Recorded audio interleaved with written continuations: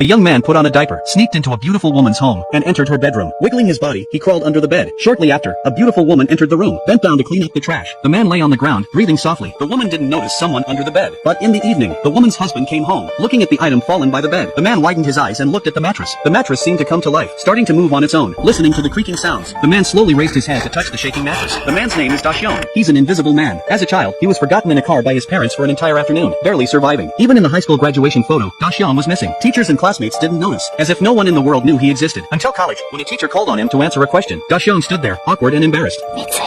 This was the first time a classmate had called his name. Xiong looked back. It was a sweet-looking girl, who secretly passed him the answer. To express his gratitude, Xiong asked the girl to get coffee together. The girl's name was Jing Xiong. She was lively and cute. The two talked a lot about guppies. This made Xiong feel a sense of existence for the first time, and they agreed that next time he'd give Jing Xiong guppies. But on the appointed day, Xiong didn't see Jing Xiong. The two had no contact since then. 11 years later, Xiong wanted to see Jing Xiong again. After searching through various channels, he learned that Jing Xiong was already married, but Xiong still went to her neighborhood and waited at her door for hours, fantasizing about Jing Xiong calling his name again. But the once lively and lovely goddess now had dull, lifeless eyes, walking past Xiong like a walking corpse. He wanted to figure out what was going on, so he rented a storefront near Jing Xiong's home to open an aquarium, and the upstairs area happened to overlook her house. Xiong printed out a photo of Jing Xiong and hung it on the wall, then picked up a camera to spy on Jing Xiong.